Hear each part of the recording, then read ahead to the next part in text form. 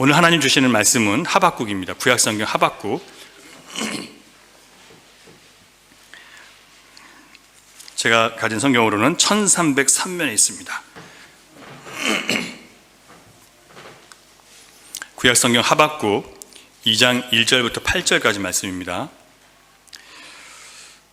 구약성경 1303면 한 절씩 교독하겠습니다.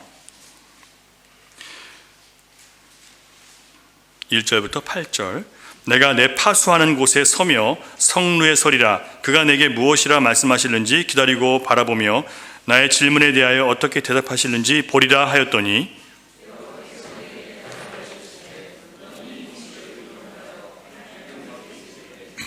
묵시는 정한 때가 있나니 그 종말이 속히 이르겠고 결코 거짓되지 아니하리라. 비록 더딜지라도 기다리라. 지체되지 않고 반드시 응하리라.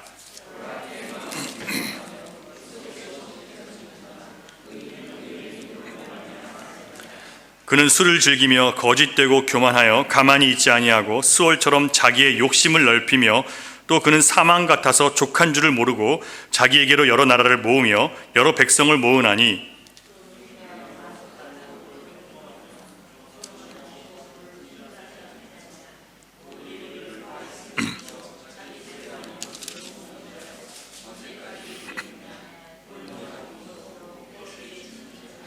너를 억누를 자들이 갑자기 일어나지 않겠느냐? 너를 괴롭힐 자들이 깨어나지 않겠느냐? 내가 그들에게 노략을 당하지 않겠느냐? 내가 여러 나라를 노략하였으므로 그 모든 민족의 남은 자가 너를 노략하리니 이는 내가 사람의 피를 흘렸음이요 또 땅과 성읍과 그 안에 모든 주민에게 강포를 행하였음이니라. 아멘. 이 말씀은 하나님을 거역하는, 그리고 우상을 섬기는, 세상을 즐기는 하나님의 백성들을 향한 하나님의 심판이고, 또 그들을 심판하기 위해서 들었던 바벨론을 향한 하나님의 심판이 예언되어 있는 장입니다. 여러분, 인생을 살면서 우리는 이해할 수 없는 여러 상황들과 도저히 내 머리로는, 내 상식으로는 납득이 안 되는 순간에 부딪힐 때가 자주 있습니다. 그래서 성경을 찾아보기도 하고요, 기도도 합니다.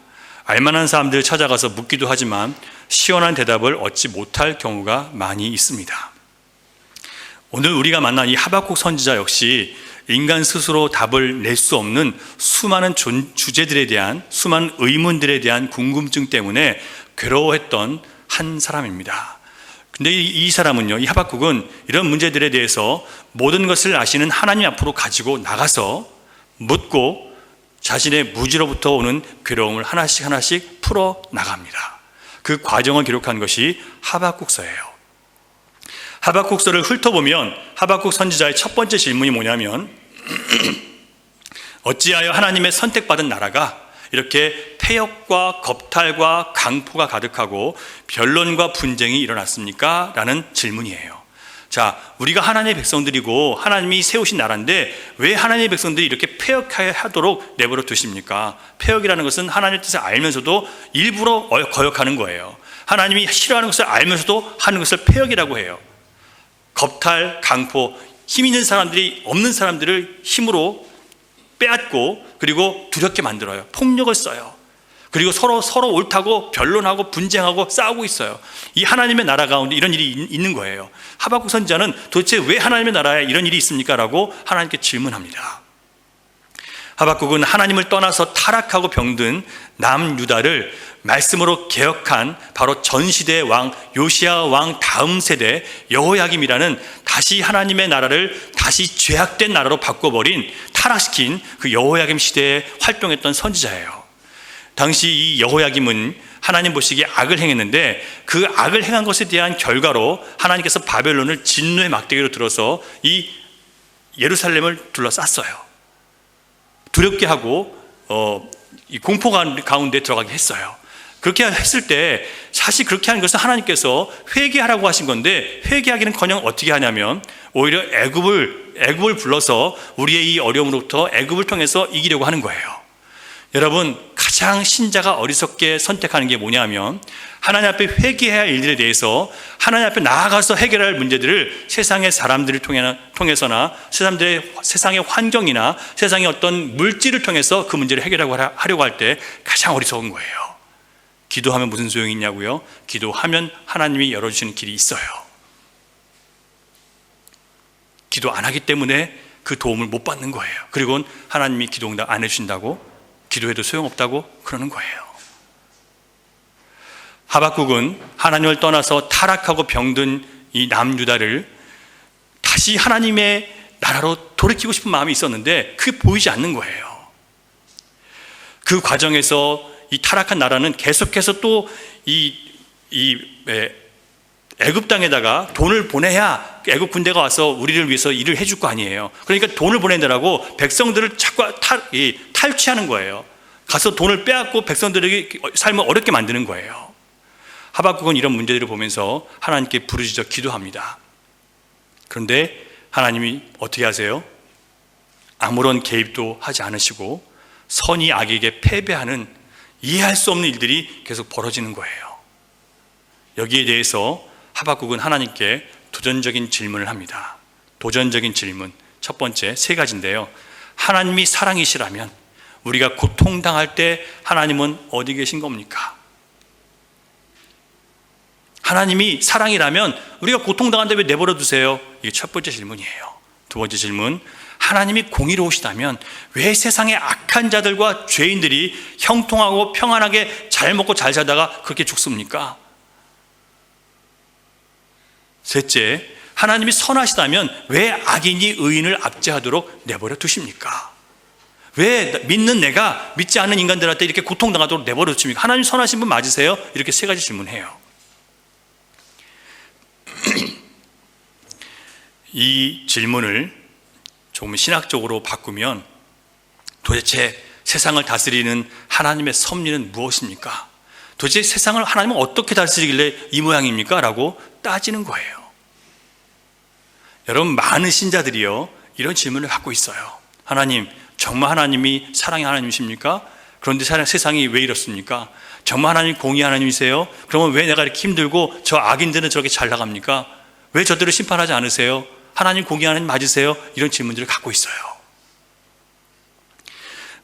여러분, 섭리는요 하나님께서 자기의 기쁘신 뜻대로 세상을 선하게 통치하시는 방식을 섭리라고 얘기를 해요. 자기 백성을 구원하시는 방식, 이게 섭리예요. 만일 신자가 하나님의 섭리를 잘 이해하지 못하면 신앙생활이 괴롭고 답답해질 수밖에 없어요. 여러분, 예수 믿으면서 신앙생활하다 답답하고 괴로우시죠? 그 이유가 하나님의 섭리를 몰라서 그런 거예요. 자, 어떤 목사님이 터키로 가서 여행을 하다가 낭떠러지 옆으로 난 이 구불구불한 산길을 가게 됐어요. 이 운전사가 이 산길을 아무리 자기는 익숙해도 너무 막 빨리 가니까 이 불안해진 목사님께서 좀 천천히 가면 안 되냐고 부탁을 했더니 이 터키 사람 운전사가 뭐라고 하냐면, 어차피 사람들은 모두 죽을 날이 결정되어 있기 때문에 알라의 뜻대로 되어 있으니까 걱정하지 말래요. 그러면서 하는 말이, 오늘이 죽을 날이라면 주의해도 소용없고 오늘이 죽을 날이 아니라면 주의할 필요가 없다는 거예요. 이게 이슬람 사람들이 가지고 있는 인샬라, 신의 뜻대로, 알라의 뜻대로 라는 의미예요. 이걸 숙명론이라고 합니다. 당황스럽게도 이와 비슷한 생각을 갖고 있는 신자들이 참 많아요. 어차피 삶과 죽음은 다 결정돼 있고 사람이 성공하고 아닌 것, 또 천국 가고 지옥 가고 다 하나님이 결정해 놓으셨는데 내가 해봐야 무슨 소용이 있어. 그냥 나는 신의 뜻을 기다릴 거야. 나는 그냥 이렇게 살 거야. 여러분, 이것이 성경적인 하나님의 예정이고 작정일까요? 절대 그렇지 않습니다. 근데 많은 기독교인들이 이런 식의 숙명론이나 운명론 또는 운수를 가지고 하나님의 섭리를 그렇게 이해하려고 하는 사람들이 굉장히 많아요. 그렇게 생각하니까 성경에 분명히 기록된 하나님의 예정을 비판하는 거예요. 그거는 칼빈의 세상이라고. 성경에 분명히 나와 있는데. 여러분, 스프라울 목사님은요 섭리에 대해서 이렇게 설명을 합니다. 하나님께서 인간의 자유의지를 파괴하지 않으면서도 인간의 의지적인 행동을 통해서 또는 우발적인 행위를 통해서 하나님의 자신의 의지를 그 위에서 실행하시는 것, 이것을 섭리라고 해요.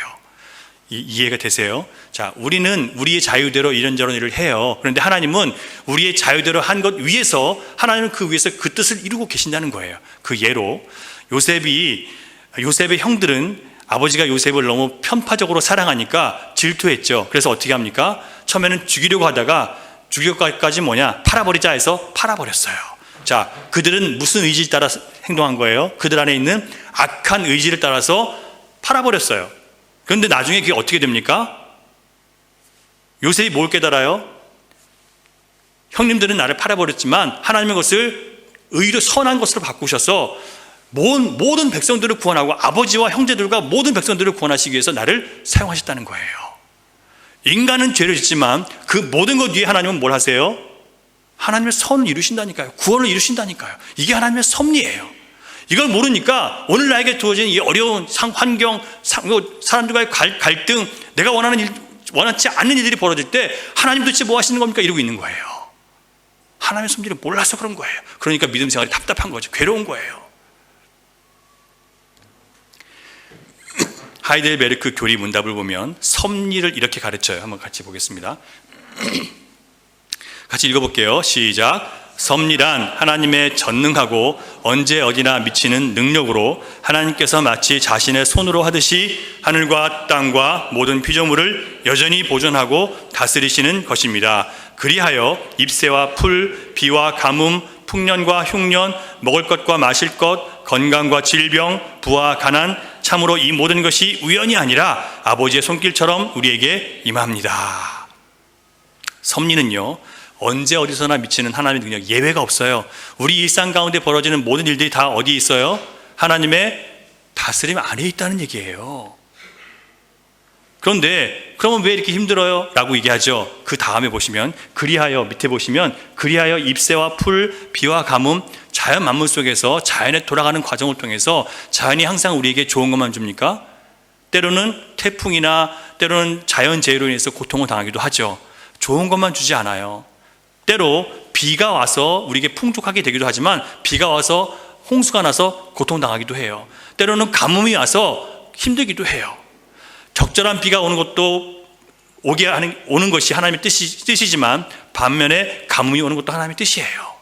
풍년이 오는 것도 하나님의 뜻이지만 흉년이 오는 것도 하나님의 뜻이에요. 먹을 것과 마실 것이 있는 것이 하나님의 뜻이지만 없는 것도 하나님의 뜻이에요. 건강한 것도 하나님의 뜻이지만 질병 가운데 있는 것도 하나님의 뜻이에요. 우리는 주로 어떻게 믿어요? 건강하고 부자가 되고 항상 풍족하고 항상 안전하고 항상 재밌어야 돼요. 그렇게 생각하는 것을 하나님 믿는 신앙이라고 생각하니까, 그러니까 흉년이 오거나 어려웠거나 가난해지면 괴로운 거예요. 거기에도 하나님의 뜻이 있다니까요. 여러분, 우리에게 우연히 일어나는 것처럼 보이는 모든 일들, 그것이 고통으로 다가와도 실은 하나님이 준비하신 선물입니다.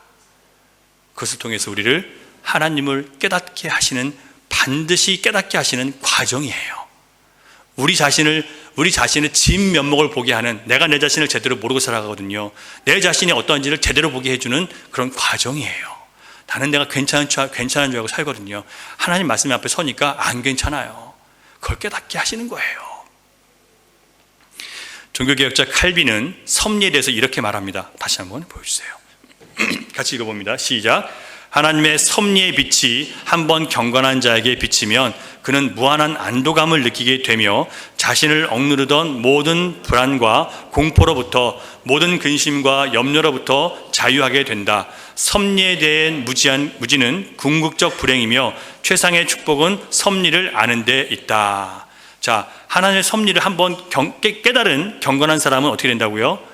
하나님이 섭리를 아니까, 하나님의 뜻이, 하나님이 어떻게 세상을 다스리는지 아니까 그 안에서 무한한 안도감을 느끼는 거예요. 좋은 일만 있는 게 아니라 안 좋은 일 가운데서도 하나님의 역사는 여전히 살아 숨쉬고 나에게 하나님의 선물이 주어지고 있다는 걸 깨닫게 하시니까 더 이상 불안하지 않아요. 근심과 염려가 없어요.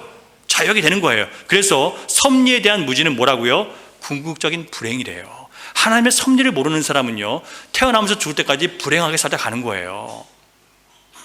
반면에 최상의 축복이 뭐라고요? 섭리를 아는 데 있어요. 우리는 뭘 축복이라고 생각합니까?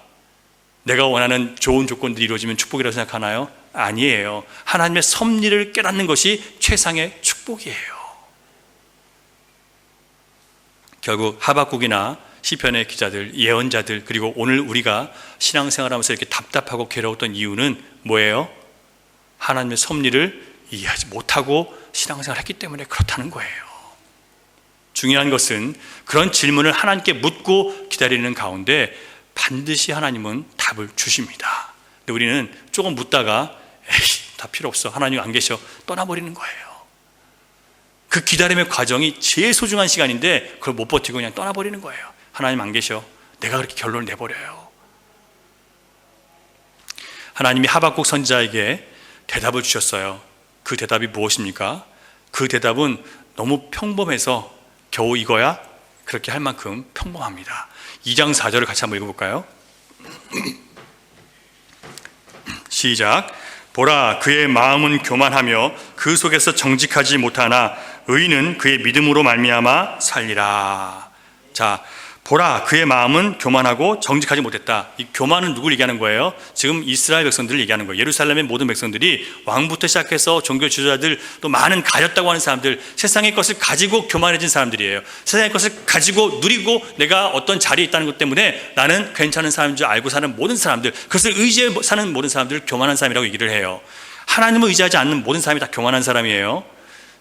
여러분, 교만에 대한 정리를 다시 하셔야 됩니다. 하나님을 의지하지 않고 내가 가지고 있는 내 어떤 것을 가지고 살아가는 사람들은 다 교만한 사람들이에요. 그 교만이 어떤 식으로 이끄냐면 그 사람을 정직하지 못하게 만들어요. 정직이라는 건 뭐냐면 하나님 말씀을 통해서 내가 잘못된 것이 깨달아졌을 때 회개하는 것을 정직이라고 얘기해요. 내가 다른 사람들 앞에서 거짓말 안 하는 게 그런 정직이 아니라 하나님 앞에서 잘못이 드러났을 때 회개하고 뉘우치는 사람을 정직하다고 하는 거예요. 근데 지금 예루살렘의 백성들은요, 선지자들이 아무리 갖다 얘기해도 받아들여요, 안 받아들여요? 회개 안 해요. 우리가 하나님의 백성들인데 왜 그래야 됩니까? 이러고 있는 거예요. 그냥 계속 버티고 있는 거예요. 하나님의 백성이라는 게 중요한 게 아니라 내가 얼마나 하나님 앞에 깨지고 부서져서 새롭게 지어지고 있는 데가 중요한데, 내가 하나님의 백성이라는 것 자체, 그 타이틀 가지고 지금 계속 버티고 있는 거예요. 여러분, 예수 믿는 신자라는 타이틀 갖고 버티시면 안 돼요. 하나님의 섭리를 이해하고 그 믿음 안에 살아야지, 내가 신자라는 타이틀 갖고는 아무 의미가 없는 거예요. 여러분, 제가 의인은 믿음으로 말미암아 살리라 성경 말씀을 통해서 답이 이거라고 말씀을 드렸습니다. 이렇게 얘기하면요, 또 믿음이야? 왜냐하면 하도 교회에서 믿으십시오 했다고 믿음을 아주 그냥 내가 믿습니다 하는 걸 믿음이라고 생각하는 분들이 계셔서 그래요. 믿음은 내가 믿습니다 하는 게 아니에요. 내 의지가 난 믿습니다 하는 거는 내 의지지, 그건 믿음이 아니에요. 믿음은요, 하나님이 하신 섭리를 이해하고 그 섭리를 믿고 그 섭리를 적용해서 내가 그 섭리 안에서 살아가는 걸 믿음이라고 얘기하는 거예요. 나 믿어요? 아니요, 그걸 믿음이라고 하는 게 아니에요. 여러분, 믿음이 있어야 영혼의 구원을 받고요, 매일의 삶에서 닥치는 시험과 혼란에서 구원을 받을 수 있어요. 그래서 역시 믿음이 있어야 돼요. 이 구절이 바로 하박국 전체의 핵심이기도 하고요, 복음의 핵심이기도 합니다. 믿음으로 우리는, 하나님께서 믿음으로 살아가면 우리를 의로운 길로 걸어갈 수밖에 없도록 그렇게 인도하세요. 그래서 여러분, 믿음으로 살면요, 자꾸 이 악한 세상에서 자꾸 외롭게 되고 혼자 고립이 돼요. 현실적으로 바보스럽게 보이고요, 무기력해 보이고 악인들의 조롱거리가 돼요. 하지만 그 와중에도 하나님을 믿고 기다리고 바라보고 구하는 자는요, 끝까지 살아남습니다. 그래서 의인은 믿음으로 말미암아 산다는 거예요. 믿음으로 산다는 것은 무조건 내가 믿는다는 게 아니라, 잘 될 것이라고 난 믿는다는 게 아니라, 세상을 다스리시는 하나님을 믿고 그 섭리를 내가 알고 그 섭리 안에서 내 삶을 적용해 나가며 살아가는 것을 믿음이라고 하는 거예요. 그렇다면 하나님의 섭리를 믿는 신앙이 무엇인지를 우리가 한번 생각해 봐야 되겠습니다. 첫째, 하나님의 섭리를 믿는 신앙이 뭐냐면요, 모든 일에는 하나님의 때가 있다는 것을 믿는 것이 섭리를 믿는 거예요. 3절을 보세요. 이 묵시는 정한 때가 있나니 그 종말이 속히 이르겠고 결코 거짓되지 아니하리라. 자, 지금 하나님께서 하박국에게 반드시 심판날이 올 것이라고 얘기를 했어요. 곧 올 거다. 이게 언제 온다고요? 정한 때가 있다는 거예요. 하박국은 빨리 좀 해결해 주십시오라고 하는데 하나님 뭐라고 말씀하세요? 내가 정한 때가 있으니까 너는 기다리라는 거예요. 우리가 시험에 넘어지는 가장 큰 이유는 하나님의 때를 기다리지 않고 내 때로 살아가려고 하기 때문에 시험에 들어요. 하나님이 원하시는 그 때가 있는데 자꾸 내 때를 가지고 나는 이 시간에 당장 해주기를 원합니다. 내가 내일까지 40일 내가 금식 작정 기도할 테니까 40일 안에 뭐 일주일 안에 해결해 주십시오. 이렇게 기도한단 말이에요. 하나님의 때가 아니잖아요. 갈라디아서 4장 2절부터 4절을 보면 이런 말씀이 있습니다. 찾아볼게요. 시작.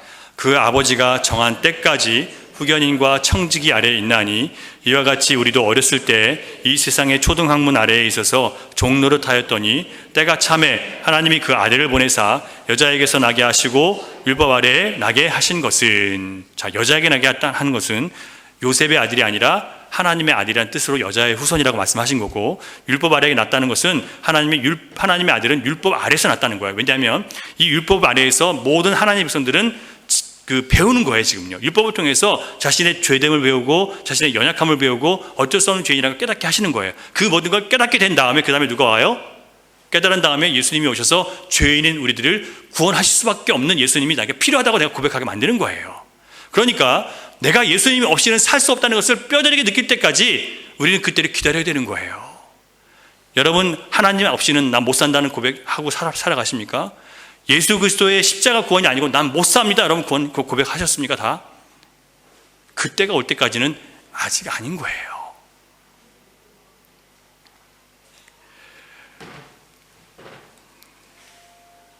여러분, 우리가 하나님 말씀을 듣고 배우면서 아프고 힘들고 괴로운 이유가 있습니다.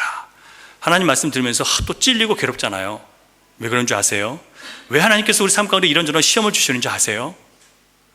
내가 할 수 없는 죄인이고 하나님을 거역한 반역자이기 때문에 영원한 지옥의 저주 가운데 있는 비참한 존재라는 것을 깨닫게 하시기 위해서 그런 시험이 있어요. 하나님 말씀을 들으면서 내가 죄인이라는 걸 깨닫게 하시는 이유가 뭐예요? 어쩔 수 없는 죄인이라는 것을 우리가 깨닫게 하시는 거예요. 그래서 우리가 뭘 고백해요? 주님, 예수 그리스도의 십자가가 아니고는 나는 안 되는 존재가 맞습니다라는 것을 인정하게 만드시는 거예요. 내 안에 의가 하나도 없어요. 내가 알고 있는 모든 성경 지식, 그것으로 구원받는 게 아니라 예수 그리스도 보혈의 공로를 안에서 내가 아무것도 아닌 것을 인정하기 전까지는 우리는 구원에 이르는 게 아니에요. 그때까지는 계속 하나님의 때를 기다리면서 이런저런 시험과 혼란 가운데 설 수밖에 없는 거예요. 여러분, 결국 내가 예수 그리스도 없이 살 수 없는 죄인이라는 것을 철저하게 느껴서 주님 앞에 완전히 굴복하게 하시는 것이 하나님의 뜻이고 하나님의 때예요. 하나님의 말씀과 뜻에 굴복하지 않는 것은 범죄입니다. 그래서 하나님의 섭리는 은혜의 때가 오기 전에 반드시 우리에게 고통과 괴로움이 익을 대로 익어서 하나님과 관계 안에 들어가지 않으면 살 수 없는 자신에 대한 철저한 고백을 하게 만들어요. 여러분, 이낙연 총리가 새롭게 총리가 됐는데 그분이 이렇게 보니까 신자더라고요. 그 사람이 자기 아들이 10년 전에 죽을 병에 걸려서 수술을 하게 됐는데 그 자신의 이제 아내가 또 아들이 다니고 있는 교회 목사님이 서울까지 운전하고 올라와서 전주에 있는데 서울까지 운전하고 올라와서 기도해주고 수술이 시작해서 끝날 때까지 같이 온 한 10명의 신자들이 같이 기도하는 거예요. 목사님하고 같이 기도하고 있는데 그중에 기도하지 못하는 사람은 자기 하나밖에 없더라는 거예요.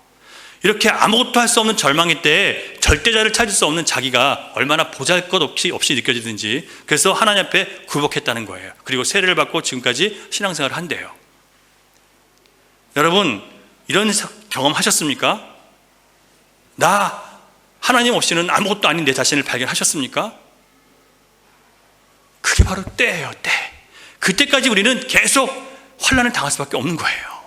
그 완전한 굴복을 주님 앞에 드릴 때까지는 여러분 계속 환난과 시험이 있어요. 그게 없을 것이라고 기대하시면 안 돼요. 문제는 뭐라고요? 아직 굴복하지 않는 나의 완고함과 고집이지 하나님께서 아무 일도 안 하시는 것이 아니라는 뜻이에요. 자, 이제 하나님의 섭리를 아셨다면 나는 이런 힘든 과정을 거치지 않고 성숙한 신자가 되면 좋겠습니다. 적어도 내 자식은 이런 어려움 없이, 이런 고통스러운 상황 없이 신앙생활을 잘할 수 있도록 해주세요라고 기도하시면 되겠습니까? 안 되겠습니까? 안 되겠죠. 왜냐하면 그런 신앙은 없어요. 바닥에 완전히 팽개쳐서 주님, 나는 주님 없이는 죽습니다라는 것을 고백하기 전까지는 아무도 예수 그리스도를 영접하지 않아요.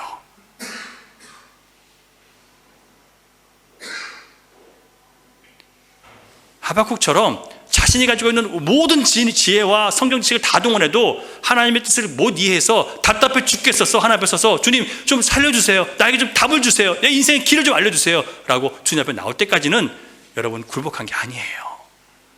그때까지는 답이 없어요. 여러분,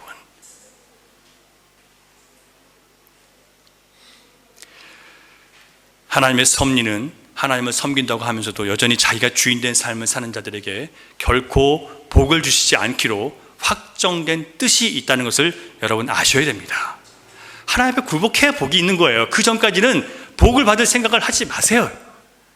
그 복이 뭔지 아세요? 하나님과 깊은 관계 안에 들어가는 거예요.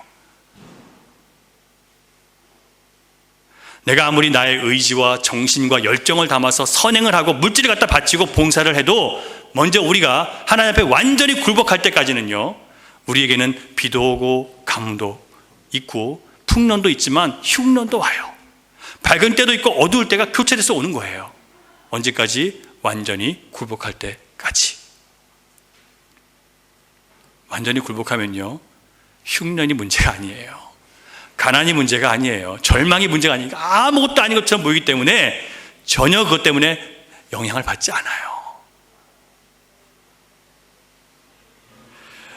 만약 우리가 주님의 섭리를 무시하고 살면서도 항상 행복하고 항상 풍년이 있고 항상 만족하기를 원한다면 그 사람은 하나님의 섭리를 전혀 알지 못하고 섭리를 저버리고 사는 사람이에요. 그러니까 자기 뜻대로 안 되니까 마음이 어때요? 답답하고 괴롭고 힘든 거예요. 알고 믿어야 됩니다, 여러분. 하나님을요. 믿음은 하나님의 때를 기다리며 자신의 때와 자신의 바람과 나의 욕구를 태우고 하나님의 뜻으로 나를 채우는 것, 이걸 믿음이라고 해요. 둘째로 하나님의 섭리는 하나님이 작정하신 계획을 이루는 일에 있어서도, 하나님의 섭리를 이룰 때도 하나님께서 하시는 방식대로 이끌어 가시는 것이 내 방식대로 하시는 게 아니에요. 그런데 우리는 하나님, 내가 원하는 방식대로 해달라고 기도할 때가 많아요. 자, 여러분, 오늘 하박국도 똑같이 그래요. 하나님, 이 하박국 선지자가 왜 이 패역한 예루살렘을 가만히 내두십니까? 혼내주세요. 이 악한 이 지도자들을 좀 때려주세요 라고 했어요. 그랬더니 하나님께서 누굴 들어서 때리세요? 바벨론이라는 이 이방 나라를 데리고 와서 때렸어요. 그랬더니 뭐라고 그러는 줄 알아요? 하박국이요? 왜 하나님, 우리보다 악한 이방 나라를 데려다가 우리를 때리십니까? 하나님이 의로운 분이신데 왜 악한 사람들 들어다가 우리를 때리세요? 이렇게 얘기해요. 자, 무슨 얘기예요? 내 방식대로, 우리가 원하는 대로 우리를 때리라는 거예요. 내가 원하는 대로 하지 않으면 싫다는 거예요. 우리가 하나님의 섭리를 이해하지 못하는 데는 이런 이유가 있어요. 뭐 때문에요? 내 방식대로 나는 믿고 내 방식대로 나는 판단하고 내 방식대로 하나님 움직여주길 바라는 거예요. 이걸 깨지 못하면 우리 하나님의 섭리를 이해 못해요. 그래서 괴로운 거예요. 답답해요. 하나님 이러실 거예요? 자꾸 이런 얘기가 나오는 거예요. 예수님은 작은 참새 한 마리도 너희 아버지께서 허락하지 않으시면 그 하나도 땅에 떨어지지 않는다고 말씀하셨어요. 다시 말해서 우리가 볼 때 우연히 또는 자연이 일어나는 것처럼 보이지만 그 뒤에 누가 계세요? 하나님이 계세요. 자꾸 우리 눈으로 보는 것 같고 전부 아는 것처럼 얘기하지 말자는 거예요. 하나님의 말씀을 통해서 다시 보자는 거예요. 잠언 21장 1절을 보면 이런 말씀이 있어요. 왕의 마음이 여호와의 손에 있음이 마치 봄물과 같아서 그가 임의로 인도하시느니라. 자, 하나님께서요, 왕은 자기 마음대로 움직이는 것 같지만 사실 하나님은 하나님의 임의로, 하나님의 원하시는 뜻대로 지금 왕을 움직이고 계신다는 거예요. 이 잠언 말씀이에요. 무슨 말씀이 이해가 되세요? 자, 봄물이라는 것은 뭐냐면 뚝을 쌓아서 물을 막아놨어요. 개울이 흐르는데 뚝을 쌓아서 개울에 물을 막으면 어떻게 됩니까? 못 흐르죠. 고여 있어요. 그리고 조금만 터놔요. 그래서 그 물이 조금만 흘러내려가게 해서 밑에는 물이 많이 안 흐르고 위에는 물이 많이 고여 있어요. 그래서 물이 없거나 가뭄이 있을 때 이 물을 대서 농사를 짓게 하는 거예요. 물을 누가 다스려요? 물은 지금 계속 흐르고 있지만 물은 지금 갇혀있는 그 상태에서 자기들끼리 완전히 돌고 왔다 갔다 해요. 하지만 어떻게 돼요? 다스리고 있는 뚝이 있어요. 뚝 안에 지금 존재하는 거예요. 하나님이 왕이 자기 마음대로 일하는 것 같지만, 솔로몬이 자기 마음대로 일하는 것 같지만, 그 모든 다스림에 솔로몬이 자기가 악을 행하는 것까지도 결국은 하나님께서 다스리고 있다는 거예요.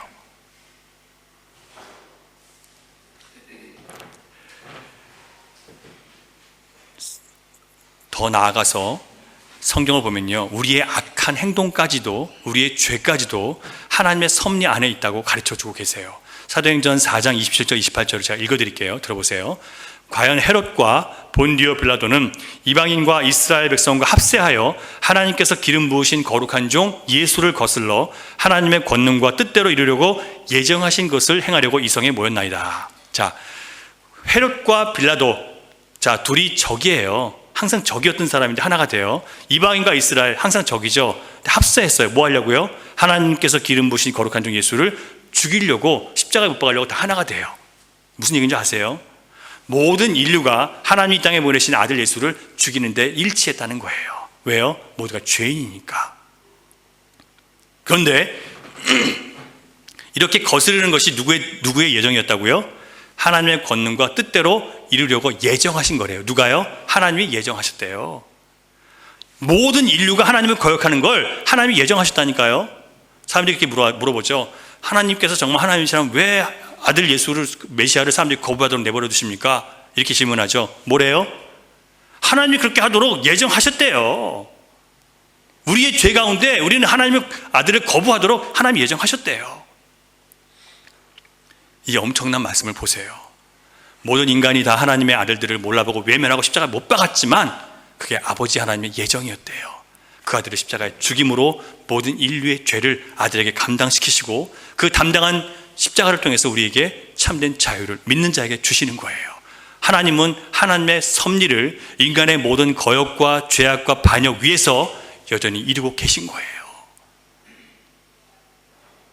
그러므로 여러분, 왜 나만 하나님 뜻 안에서 이렇게 힘들게 살아야 됩니까? 왜 그렇게 사는 나만 더 힘들게 이렇게 어려운 길로 가게 하시냐고 따지지 마세요. 왜 세상에 악한 사람이 더 행복하고 평안하게 살다가 죽냐고 억울해하지 마세요. 결국 모두가 죄 아래 갇혀있게 하는 것이 하나님의 뜻이었고요. 그 중에 돌이켜 회개하고 예수도 십자가를 의지하는 사람들, 그들이 하나님께서 맞아 주시는 것이 하나님의 뜻이기 때문에 그래요. 결과적으로 모든 믿는 자에게는요, 불행과 악한 일까지도 하나님은 그것을 뭘로 바꾸세요? 선으로 바꾸세요. 그 하나님을 믿기 때문에 여러분 답답해하지 않을 수 있는 거예요. 이 하나님을 믿으십니까? 모든 악과 불행까지도 하나님은 마침내 것을 선으로 바꾸셔서 우리의 영혼을 구원하는 일로 바꿔주실 거예요. 이 하나님 믿으신다면 여러분 현실에서 주어지는 이 일들에 대해서 답답해하지 마세요. 셋째로, 하나님의 섭리는 때로 너무 더디고 느리게 진행되는 것처럼 보일 때가 있습니다. 우리는 종종 내가 그렇게 하나님을 신뢰하고 바라보고 기다리고 충성하는데 하나님 왜 내가 원하는 걸 빨리 안 이루어주십니까? 라고 이렇게 얘기할 때가 있어요.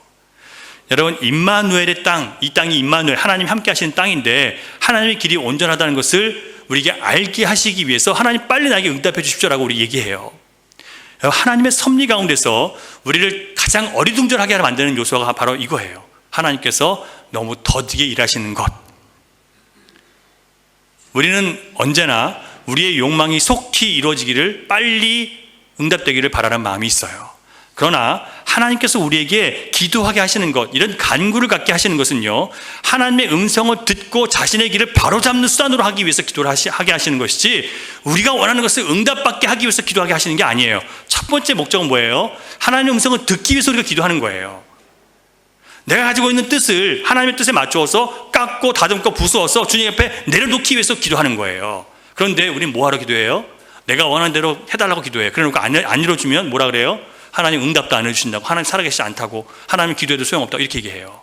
자기가 잘못 기도한 건 모르고 하나님이 기도 응답 안 해주셨대요. 그리고 기도 안 해요.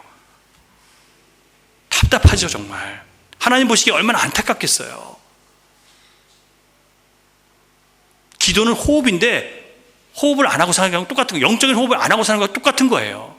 그러면서 자기 신앙이 바르게 됐다고 얘기할 수 있겠습니까 여러분?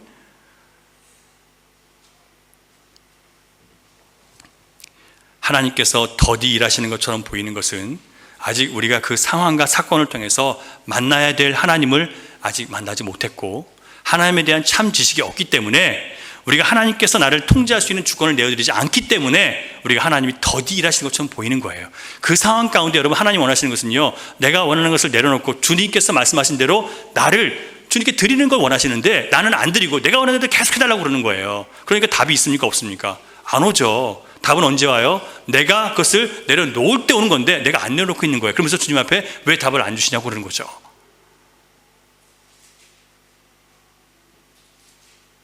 자신 때문에 이게 답답한 건데 하나님이 안 들어오신다 그러는 거예요. 1, 2차 대전 당시에 정말 많은 사람들이 피 흘려 죽었죠. 많은 신자들이 하나님께서 이 모든 재앙을 한순간에 종결시킬 수 있는데 왜 전능하신 하나님이 아무 일도 안 하세요라고 그렇게 원망하면서 기다리는 사람들이 있었어요. 여기에 대한 오스왈드 샌더스 목사님의 대답이 정말 놀랍습니다. 이렇게 얘기해요. 하나님이 무능하거나 지혜가 없으셔서 아무 일도 하지 않으시는 것이 아니라 하나님의 공의로 인해서 아무 일도 해줄 수 없다라고 얘기를 해요. 무슨 얘기인지 아세요? 이 전쟁은요, 인간들이 하나님을 거역하고 반항하고 또 산업화되면서 물질을 추구하고 살아간 것에 대한 하나님의 심판이었다는 거예요. 그 심판은 당할 만큼 당하고 회개할 때 하나님이 개입하시겠다는 거예요. 그래서 하나님의 공의 때문에 안 도와주시겠다는 거예요. 더디 임하는 거예요. 언제까지요? 그들이 회개하고 돌이킬 때까지 그 공의는 계속하는 거예요. 왜 하나님 나에게 이렇게 힘든 일만 계속 주시냐고요? 두 가지가 있겠죠. 하나는 내가 돌이키지 않기 때문에, 하나는 아직 내가 고쳐야 할 성품이 있기 때문에. 결국 둘 다 내 문제예요.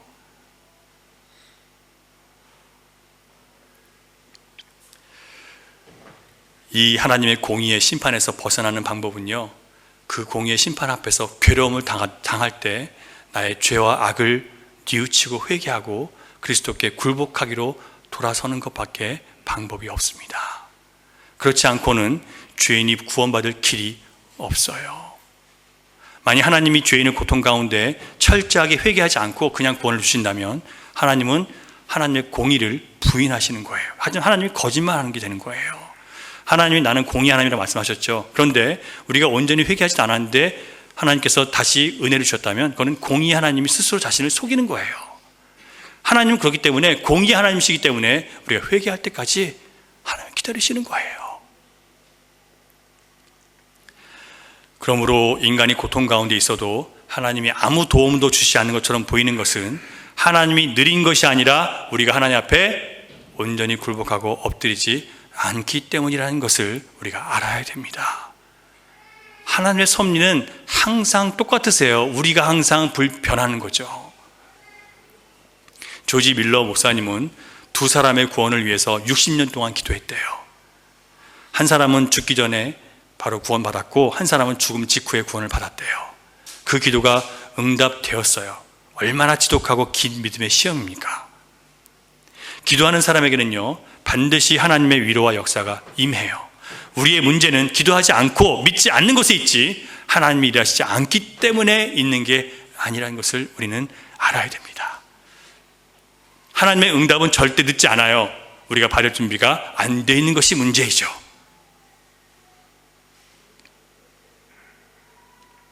마지막으로 하나님의 섭리는 결코 우리가 다 이해할 수 있는 것이 아니라는 것을 여러분 기억하시기 바랍니다. 하나님의 섭리는요, 하나님이 성경을 통해서 알려주신 것도 있지만 안 알려주신 게 있어요. 그런 것은 그냥 거기까지만 알고 멈추세요. 더 알려고 하는 것은 교만이에요.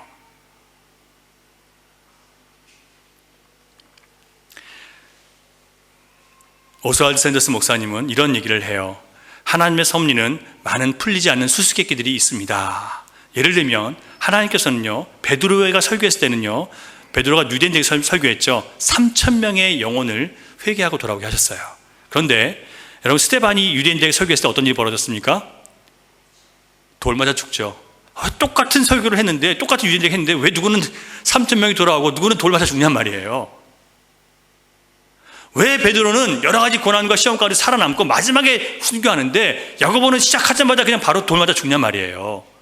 복음 전하는 초기에 우리 이해할 수 있습니까, 여러분? 이해 못해요. 성경에는 그런 부분들이 굉장히 많이 있어요. 그런 것을 주시는 것도 역시 시험이에요. 무슨 시험이냐면 우리는 이해할 수 없지만 하나님이 하신 일이라면 그것은 올바른 일입니다. 그것은 온전한 일입니다라는 것을 우리가 믿음으로 고백하게 하시는 거예요. 우리는 다 이해하며 살 수 없어요. 하나님을 다 완전히 깨닫고 살 수 없어요. 모르는 게 있을 수 있어요. 어떻게 하자고요? 하나님이 하신 일이라면 내가 이해하지 못해도 하나님이 하신 것이라면 옳습니다라는 고백을 주님이 듣기를 원하시는 거예요. 그걸 믿음이라고 얘기하는 겁니다. 내가 이해 못하는 거라면 나는 절대 믿지 않습니다. 그게 아니라 내가 이해하지 못하는 부분에 대해서는 하나님이 하신 일이라면 그것이 맞습니다라고 고백하는 것, 이게 시험이에요.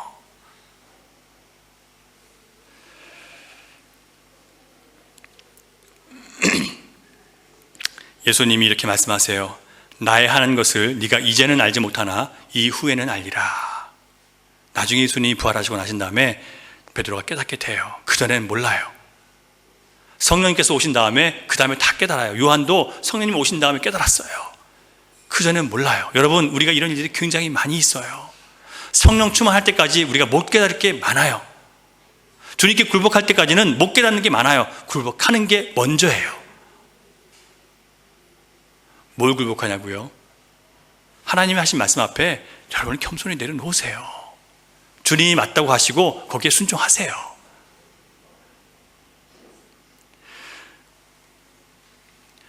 어떤 사람들이 농아학교를 방문했어요.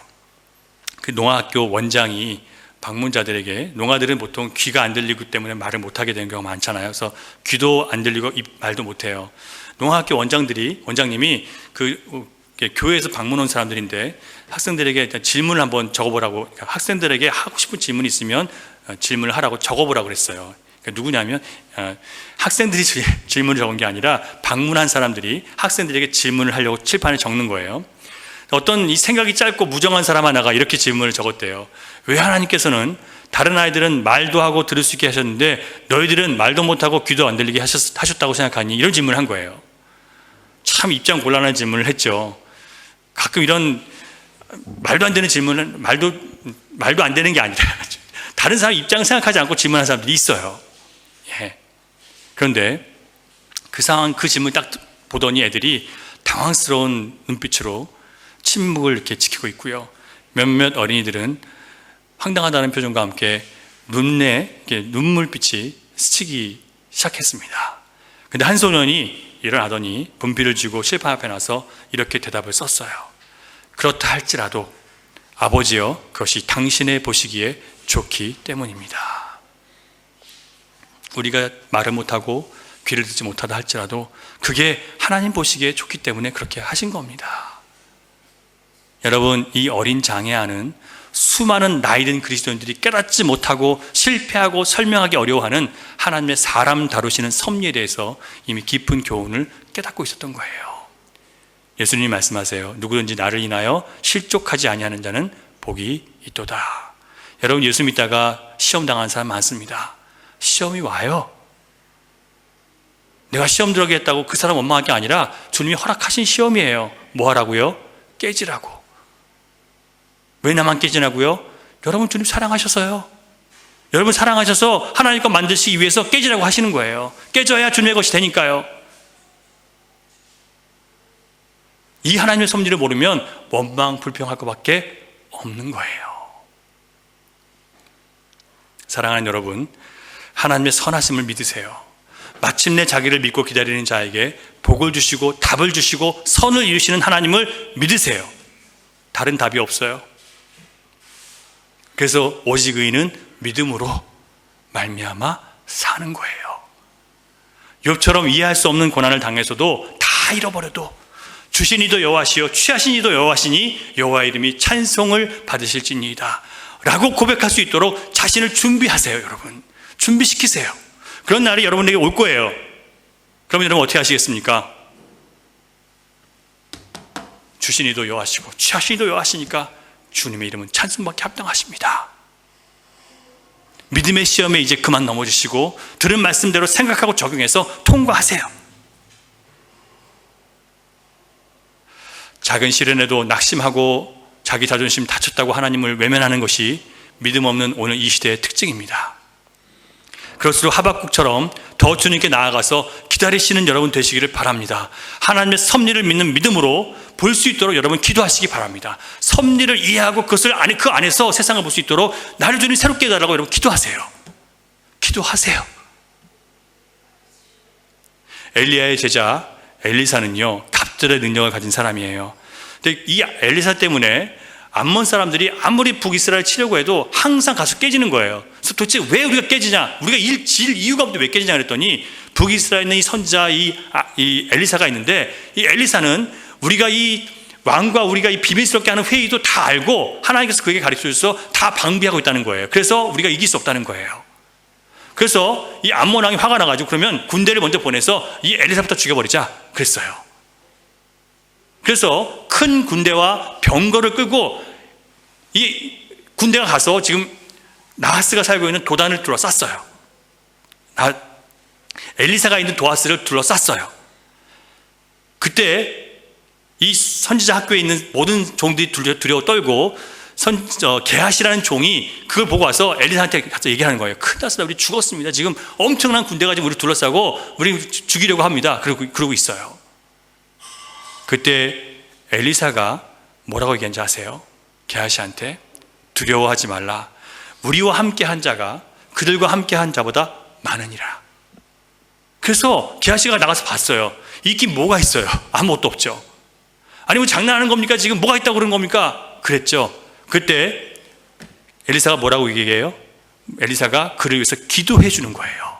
뭐라고 기도하냐면요, 여호와여 원하건대 그의 눈을 열어서 보게 하옵소서.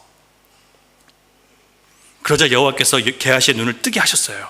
열린 눈으로 보니까 불말과 불병거가 그냥 산을 가득 채우고 지금 이 암몬 왕의 군대를 둘러싸고 있는 거예요. 그러더니 곧 자기들끼리 싸우다가 다 물러나 버렸어요. 여러분, 우리가 현실에 갇혀 살면요, 현실을 보면 영적인 눈이 감겨서 게하시처럼 돼요.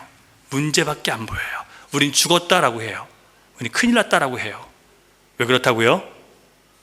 현실적인 것만 보기 때문에, 하나님의 섭리를 못 보기 때문에 그렇게 보는 거예요. 그러니까 죽었다 그러는 거예요. 우리가 못 보는 것이지 주님이 일하시지 않는 것이 아니라는 것을 기억하시기 바랍니다. 믿음이 없으면요, 하나님의 날개 그늘을 보지 못해서 주저앉아 낙심하게 돼요. 믿음은 우리의 보지 못하는 눈을 열어줍니다. 낙심하고 절망하는 마음을 치유해주고 자신의 인생을 저주하던 사람이 인생에게 아직 남아있는 축복이 있다는 것을, 하늘로부터 오는 큰 은혜가 있다는 것을 보고 기뻐하게 만들어줘요. 여러분, 오늘도 하박국처럼 수많은 신자들이 하나님께서 하나님을 향해서 온갖 불평과 질문을 가지고 원망하고 있습니다. 하나님께 도전하면서 질문하는데 하나님의 대답은 변치 않아요. 네가 억울하냐? 네가 괴롭고 고단하냐? 네가 서운하고 섭섭하냐? 그래도 신실하신 여호와의 이름을 믿으라. 이 세상의 그 어떤 일도 나의 섭리를 벗어나는 것이 없고 내가 모르는 일은 아무것도 없다. 내가 통치하는 이 우주에 우연이란 없고 다 내가 다스리고 있다. 오직 의인은 나를 믿는 믿음으로 말미암아 사는 것이다. 여러분, 하나님의 완전한 섭리, 구원하고 마침내 복을 주시는 하나님의 섭리를 믿지 못해서 낙심하고 좌절하고 계시다면 내 믿음 없음을 부끄럽게 여기시고 내 눈을 열어주소서, 주의 군대를 보게 하소서, 주의 선하심을 보게 하소서, 믿음으로 가장 선하고 완전하게 세상을 다스리시는 하나님을 보게 해달라고 여러분 기도하시기 바랍니다. 기도하겠습니다. 여러분, 말씀을 생각하면서 잠깐 같이 기도하기를 원합니다. 우리가 하나님을 안다고 생각하고 살았는데, 우리가 하나님을 믿는다고 생각하며 살았는데, 우리는 성경에 나온 하나님의 섭리를 믿은 게 아니라 내가 잘 될 것을 믿고, 내가 내 뜻대로 될 것을 믿고, 내가 원하는 대로 될 것을 믿었기 때문에 결국은 실망하고 좌절하고 낙심합니다. 내가 원하는 때 이루어지지 않는다고 하나님 원망하고, 내가 원하는 방식대로 일하시지 않는 하나님을 욕하고 또 원망했습니다. 빨리 일하시지 않는다고 하나님을 향해서 손가락질하며 하나님의 살아계심을 우리는 부인했습니다. 주님, 우리의 이 무지를 용서해 주시옵소서. 우리가 어리석게 하나님을 인정하지 못하며 우리가 알지 못해서 하나님을 향해 우리가 비난했던 모든 것들을 주님 거두어 주시고, 이제 하나님을 알고 깨달은 만큼 바르게 하나님을 믿고 바르게 삶에서 적용하며 살아갈 수 있도록 살아계신 하나님을 우리 가운데 온전히 믿고 능력 가운데 거하게 해주시옵소서. 하나님의 군대를 보게 해주시옵소서. 현실만 보고 연약함과 가난함과 육신의 고통 가운데서 그것만 바라보지 않게 하시고 살아계심의 그 상황들 통해서 주님의 나라를 이끌고 계시는 주님을 볼 수 있도록 우리 눈을 뜨게 해주시옵소서. 눈을 뜨게 해주시옵소서. 성령님을 이 시간 가운데 역사해 주시옵소서. 보지 못하는 눈을 뜨고 하나님 나라를 볼 수 있게 해주시옵소서. 여러분 간절히 기도하길 바랍니다. 주여 한번 외치고 기도합니다. 주여. 아버지 하나님 감사합니다. 오늘 저희 주님 앞에 저희 엎드립니다. 주님 믿는다고 하면서도 저희 의식하며 살아왔습니다. 주님 믿는다고 하면서 끊임없이 우리는 아버지 찾아냈습니다. 주님 믿는다고 하면서도 주님 온전한 믿음을 갖고 살지 않았습니다. 아버지 하나님 섭리를 믿지 아니하고